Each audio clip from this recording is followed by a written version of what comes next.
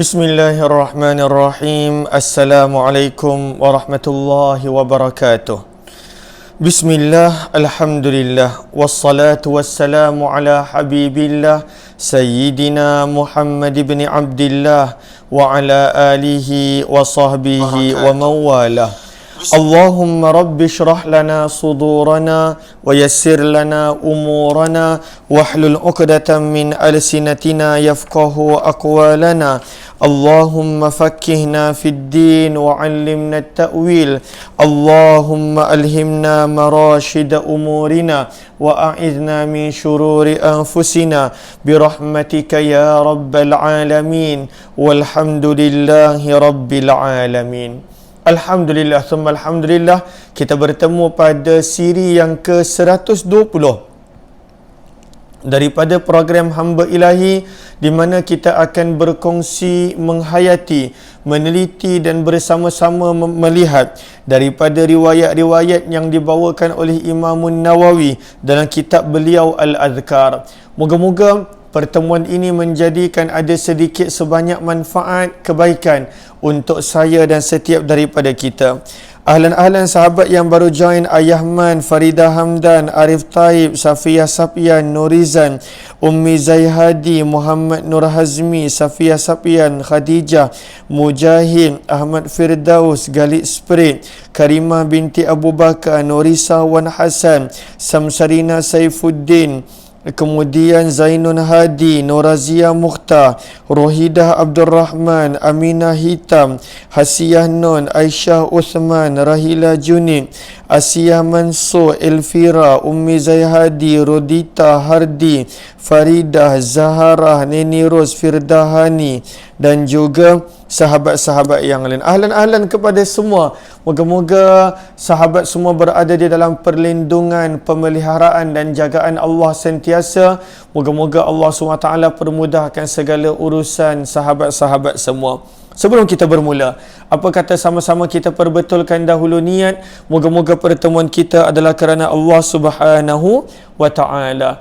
Nawaitu at-ta'alluma wat-ta'lim wat-tadhakkura wat-tadhkir wan-naf'a wal-intifa' wal-ifadata wal-istifadah wal-hatha 'ala at-tamassuki bi kitabillah wa sunnati Rasulillah sallallahu alaihi wasallam wad-du'a'i ila al-huda wad-dalalati 'ala al-khair ibtigha'a wajhillah wa mardatihi wa qurbih wa thawabih. Amin amin ya rabbal alamin. Amin amin ya rabbal alamin. Hari ini kita nak sambung daripada muka surat 169, riwayat yang ke-208 pada tajuk zikir pada waktu pagi dan petang. Lalu mohon sahabat-sahabat catatkan di ruang komen. Muka surat 169 riwayat 208 pada tajuk zikir pagi dan petang. Lalu terima kasih kepada sahabat-sahabat yang bersama. Saya nampak ramai yang baru join. Kepada sahabat-sahabat yang belum lagi share, mohon jasa baik untuk bantu share, bantu untuk kongsikan, bantu untuk sebar luas dan juga tag rakan-rakan yang lain. Moga-moga lebih ramai yang beroleh manfaat insya-Allah. Lalu adakah sahabat-sahabat ingat zikir-zikir yang kita telah belajar sebelum daripada ini? Jom kita lihat. Pada bab ini yang mana Imam Nawawi sendiri menyebut ianya adalah antara bab yang paling panjang di dalam tajuk berkenaan zikir dan doa pada waktu pagi dan petang. Walaupun Imam Nawawi tidak membawa keseluruhan riwayat yang ada berkenaan tentang zikir pagi dan petang, namun antara amalan-amalan yang kita telah belajar pada waktu pagi dan petang pada riwayat yang ke-201, pada riwayat yang ke-202, itulah Sayyidul Istighfar mesti dibaca pada waktu pagi dan petang, dan ianya mempunyai makna yang sangat mendalam walaupun ianya adalah nampak biasa sahaja. penghulu istighfar. Allahumma anta rabbi la ilaha illa anta khalaqtani wa ana abduka wa ana ala ahdika wa wa'dika mastata'at. A'udzu bika min syarri ma sana'tu abu'u laka bi ni'matika 'alai wa abu'u bi dhanbi faghfir li fa innahu la yaghfiru dzunuba illa anta. Amalan yang pertama yang Imam Nawawi bawakan pada tajuk zikir pagi dan petang. Amalan yang kedua adalah membaca subhanallah wa bihamdi sebanyak 100 kali, hadis riwayat Muslim. Amalan yang ketiga, hadis riwayat Abu Daud, Tirmizi, Nasai, adalah kita membaca Al-Ikhlas, surah Al-Ikhlas, membaca surah Al-Falaq dan membaca surah An-Nas sebanyak tiga kali. Itu amalan yang ketiga. Amalan yang keempat adalah membaca doa. Kalau pada waktu petang, Allahumma bika, dengan namamu ya Allah amsayna, kami berpetang. Allahumma bika amsayna wa bika nahya wa bika namut wa ilaikan nusyur. Ini adalah amalan yang keempat. Amalan yang kelima ada dalam riwayat Muslim. Walaupun doa ini ada dalam riwayat Muslim, jarang kita dengar dan tak ramai yang hafalnya. Apakah dia? Samma'a sami'un bihamdillah wa ni'matih wa husni balaihi alaina rabbana sahibna wa afdil alaina a'idhan billahi minan nar. Maka ini adalah amalan yang kelima. Dan amalan yang keenam yang kita dah belajar semalam adalah satu doa yang masyhur dan terkenal. Apakah dia? Kita berada pada waktu petang, kita baca yang petang. Amsayna wa amsal mulku lillah walhamd la ilaha illallah wahdahu la syarikalah lahul mulku wa lahul hamdu wa huwa ala kulli syai'in qadir. Rabbi as'aluka ma fi hadhi khayra ma fi hadhihi الليلة وخير ما بعدها وأعوذ بك من شر ما في هذه الليلة وشر ما بعدها. ربي أعوذ بك من الكسل وسوء الكبر. ربي أعوذ بك من عذاب في القبر ربي أعوذ بك من عذاب في النار وعذاب في القبر. Maka ini adalah 6 amalan yang kita telah belajar setakat daripada ini. Amalan yang ketujuh yang Imam Nawawi bawakan adalah zikir yang kita biasa dengar, bahkan kebanyakan daripada kita hafal. Maka ianya perlu dibaca pada waktu pagi dan petang. Kata Imam Nawawi, warawaina, dan kami meriwayatkan hadis yang berikut, riwayat yang berikut. Daripada mana hadis ini? Dalam Sahih Muslim. Tapi nanti kejap lagi kita nampak hadis ini juga ada dalam riwayat Ibnu Sunni. Hadis ini juga ada di dalam riwayat Imam Tirmizi. Lalu dalam riwayat Sahih Muslim dan juga Tirmizi serta Ibnu Sunni, Abu Hurairah radhiyallahu taala anhu berkata, seorang sahabat telah datang kepada Nabi sallallahu alaihi wasallam. Kata para ulama hadis, lam ajid, kami tidak mengetahui siapakah nama sahabat ini. Lalu datang seorang sahabat kepada Nabi sallallahu alaihi wasallam. Maka pada waktu itu dia mengadu kepada Nabi. Dia menceritakan kepada Nabi, wahai Rasulullah, apa yang akan terjadi kepadaku? Sebab malam tadi ada seekor kalajengking telah menggigit aku. Ada seekor binatang berbisa telah menggigit aku. Maka dia menceritakan kepada Nabi sallallahu alaihi wasallam bagaimanakah pada waktu itu untuk dia sihat dan untuk tidak ada sebarang mudarat berlaku kepadanya. Maka dia pun datang mengadu kepada Nabi sallallahu alaihi wasallam dengan kata-katanya, ya Rasulullah, ma laqitu min aqrab ladagatni al-barihah. Ada kalajengking telah menggigit aku, menyengat aku semalam. Apa yang berlaku kepadaku? Maka Nabi sallallahu alaihi wasallam mengajar kepadanya, kalaulah dia baca ini, tidak ada benda yang boleh memudaratkannya. Sabda Nabi sallallahu alaihi wasallam, ama law qulta hina amsayta. Sabda Nabi SAW, sekiranya pada waktu petang engkau membaca. Nak membaca apa? Jom kita baca sama-sama zikir ini. A'udzu bikalimatillahi tammat min syarri ma khalaq. Adakah sahabat-sahabat ikut jom baca sama-sama. Walaupun dah hafal, jom kita baca. Jadi kita boleh praktiskan terus, amalkan terus. Lalu Nabi SAW menyuruh sahabat ini bila dia mengadu kepada Nabi yang dia kena sengat, dia kena gigit dengan kala jengking, maka pada waktu itu Nabi SAW mengajar kepadanya untuk membaca amalau kulta, kenapa engkau tak baca hina amsaita, ketika mana telah tiba pada waktu petang. Nak baca apa? A'udzu bikalimatillahi tammat min syarri ma khalaq. Maka sabda Nabi SAW di hujung riwayat itu kita boleh nampak, lam tadurruka, pasti tidak ada apa-apa yang boleh memudaratkan kamu. Tak ada benda yang boleh memudaratkan. Kerana jika baca ini dengan yakin dan istiqamah. Apakah zikir yang kena baca? Doa yang kena baca pada waktu petang dan sebenarnya pada waktu pagi juga. A'udzu bikalimatillahi tammat min syarri ma khalaq. Apakah terjemahannya? A'udzu, aku berlindung, bi, dengan kalimatillah, kalimah-kalimah Allah, at-tammat, yang maha sempurna, kalimah-kalimah Allah yang sempurna. Berlindung daripada apa? Min, daripada syarri, kejahatan, ma khalaq, apa yang Allah telah ciptakan. Sama ada binatang berbisa, sama ada racun, sama ada kejahatan makhluk yang tidak kelihatan pada mata, sama ada pada waktu itu daripada sudut apa pun. Ya Allah, semua ini aku memohon perlindungan daripada kejahatan mereka. Dan bila sebut ma khalaq, apa-apa yang Allah telah ciptakan, bererti semua benda dan semua perkara. Kerana selain daripada Allah, semuanya adalah ma khalaq, adalah apa yang Allah ciptakan ataupun kita panggil makhluk. Lalu kita minta perlindungan Allah daripada semua kejahatan-kejahatan makhluk yang mana ada, sama ada dilihat oleh mata ataupun tidak dilihat oleh mata.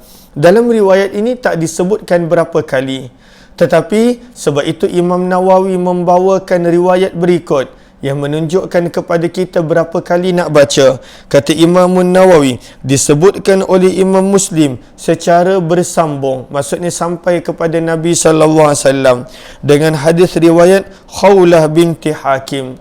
Seterusnya Imam Nawawi membawakan riwayat berikut nak menerangkan kepada kita nak baca berapa kali zikir ni. Adakah sekali sahaja seperti mana yang kita boleh faham daripada zahir riwayat Imam Muslim?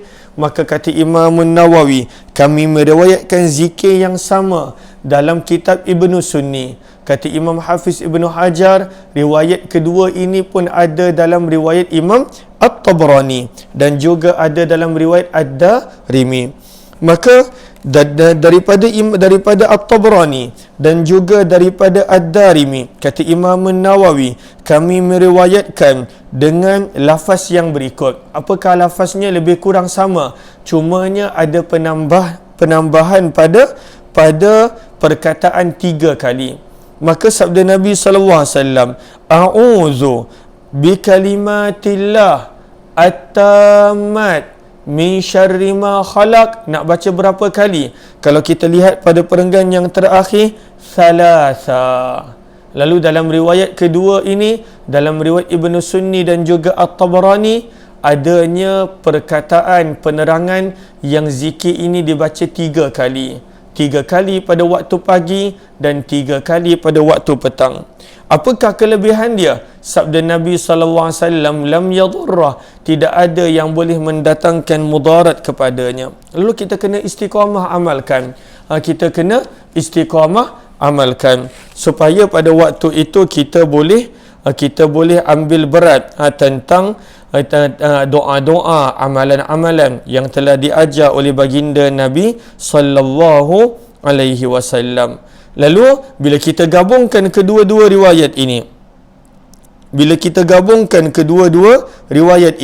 maka kita nampak bahawa ianya perlu dibaca pada waktu pagi dan juga perlu dibaca pada waktu petang. Walaupun dalam riwayat ini hanya sebut pada waktu petang sahaja, namun sebahagian para ulama menyebut ianya perlu dibaca pada waktu pagi dan petang. Dan berapa kali ianya perlu dibaca? Maka kata para ulama berdasarkan riwayat kedua yang Imam Nawawi bawa, perlu dibaca sebanyak 3 kali. Berapa sangat masa nak ambil? A'udzu bikalimatillahi tammati min syarri ma khalaq. A'udzu bikalimatillahi tammati min syarri ma khalaq. A'udzu bikalimatillahi tammati min syarri ma khalaq. Hanya beberapa saat sahaja, dan dia punya jaminannya adalah sangat besar, akan terselamat daripada kejahatan dan juga keburukan makhluk-makhluk ciptaan Allah Subhanahu wa taala. Maka ini amalan yang keberapa? Kita kena kira balik. Amalan yang ketujuh tak silap, Sayyidul Istighfar. Kalau ada yang boleh kirakan, Sayyidul Istighfar riwayat Bukhari, Subhanallah wa bihamdi 100 kali riwayat Muslim. Kemudian membaca 3 qul 3 kali riwayat Abu Daud Tirmizi. Kemudian Allahumma bika asbahna ataupun Allahumma bika amsayna yang keempat. Kemudian samma'a sami'un riwayat Muslim yang kelima. Kemudian doa yang panjang semalam, amsayna wa amsal mulku lillahi walhamd yang keenam, dan ini adalah yang ketujuh. Amalan yang ketujuh daripada tajuk zikir pagi dan petang. Ini adalah amalan yang ketujuh. Adakah yang dah mula amal ni, lalu adakah kita terlalu laju? Sengaja kita pergi perlahan-lahan pada amalan zikir pagi dan petang kerana kepentingan untuk menjaga zikir pada waktu pagi dan petang. Lalu adakah yang dah amalkan zikir pagi dan petang ni, yang 7 ni, selain daripada zikir-zikir yang lain? Lalu adakah yang dah amalkan? Saya pasti ramai yang dah amalkan. Lalu ramai yang dah amalkan. Alhamdulillah. Jom kita lihat riwayat yang ke-8.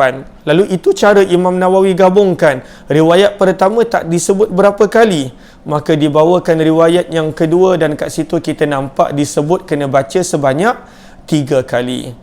Itulah cara kadang-kala bagaimana para ulama mengumpulkan sesuatu amalan daripada pelbagai riwayat yang berbeza. Jom kita lihat muka surat 170, riwayat yang ke-209. Mohon catat di situ muka surat 170 riwayat 209, supaya yang join kemudian tahu kita dah masuk pada muka surat yang baru. Ahlan kepada sahabat-sahabat yang baru join, mohon jasa baik untuk bantu share, bantu untuk kongsi, bantu untuk sebar luas. Adakah suara saya jelas? Saya harap suara saya jelas. Semalam saya buat dekat luar, lalu hari ini saya buat kat dalam. Saya harap suara saya adalah jelas. Okey. Jom kita lihat riwayat yang ke-209 muka surat 170. Kita mula masuk pada muka surat yang baru.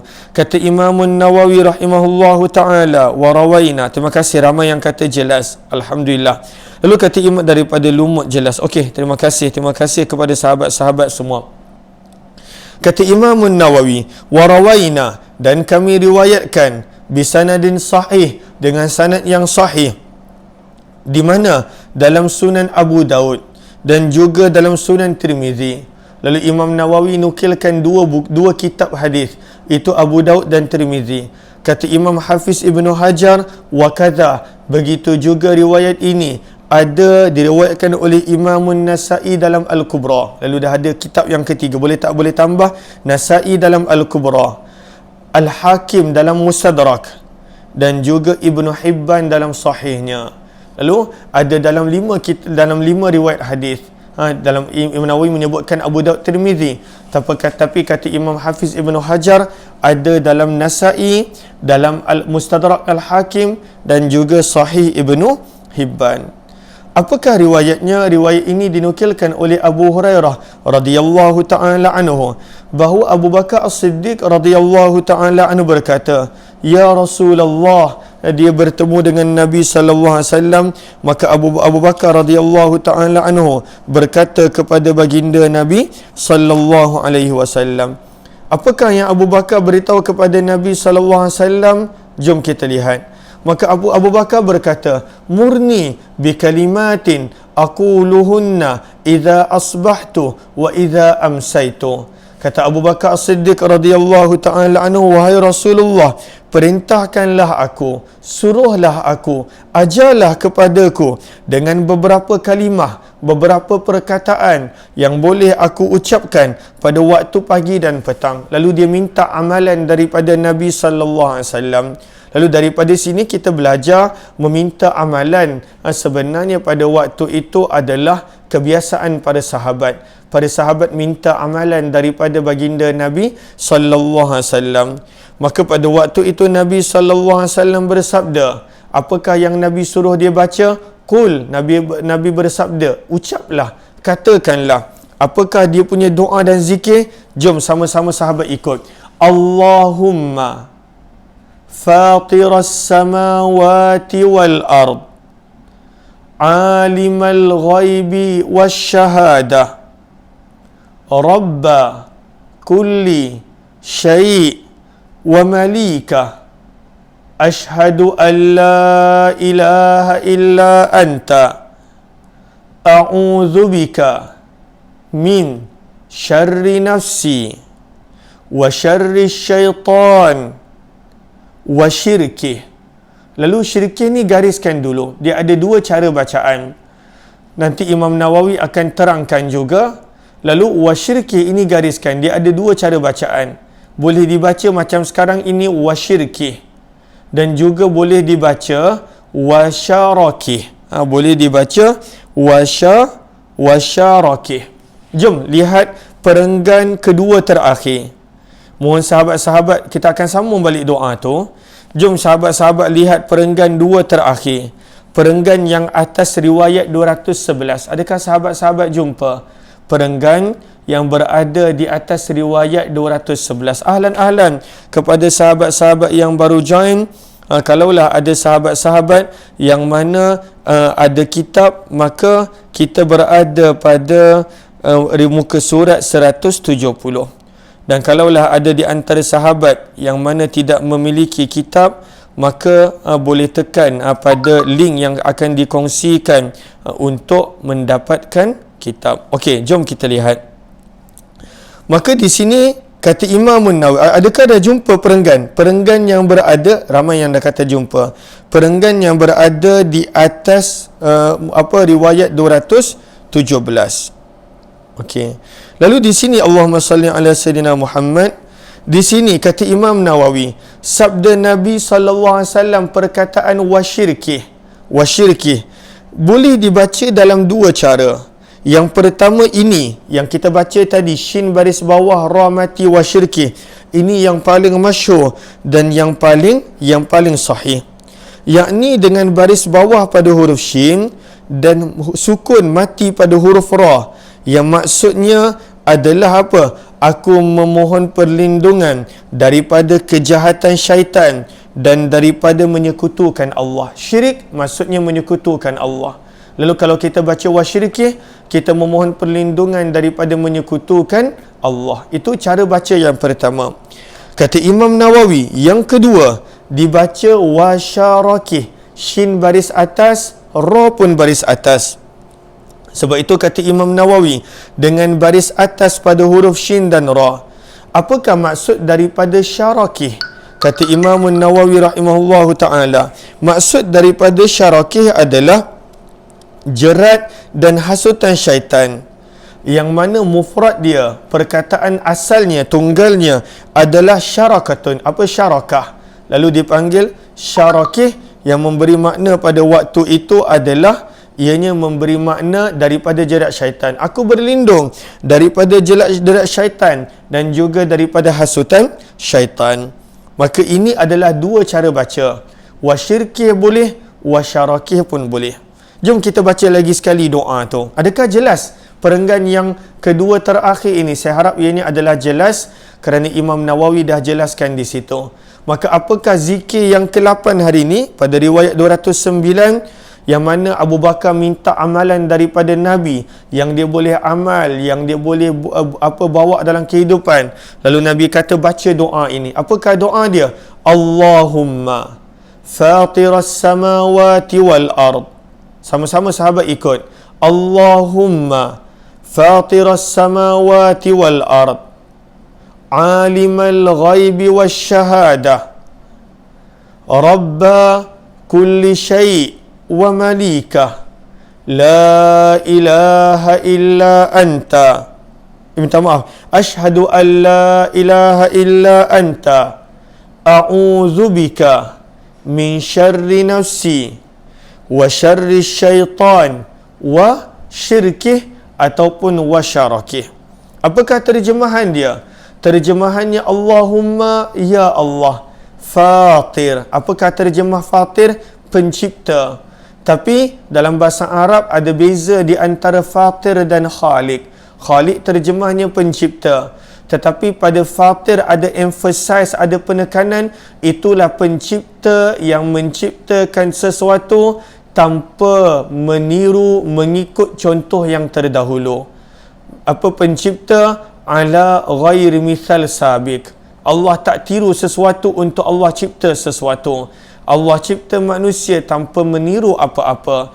Allah mencipta langit dan bumi tanpa meniru apa-apa. Allah mencipta matahari, bulan dan cakrawala tanpa perlu meniru apa-apa. Itu adalah Fatir. Nak menekankan betapa hebatnya Allah. Allah mencipta sesuatu tanpa perlu meniru akan ciptaan yang lain, akan sesuatu yang lain. Tidak seperti kita manusia, kita perlu tiru. Apa orang tu buat, kita tiru. Apa orang ni buat, kita tiru. Sama ada persendirian ataupun syarikat, masing-masing adanya meniru-vasi akan orang lain. Tetapi Allah adalah Fatir. Dan dalam Al-Quran pun ada surah Fatir. Dan ayat pertama daripada surah Fatir adalah Alhamdulillah, segala puji bagi Allah, Zat yang Fatiris samawat, menciptakan langit dan bumi daripada tanpa mengikut contoh yang terdahulu. Itu maksud Fatir. Hebatnya Allah. Lalu apakah maksud doa ini? Allahumma ya Allah Fatiras samawat. Apa? Wahai pencipta langit wal ard dan juga bumi.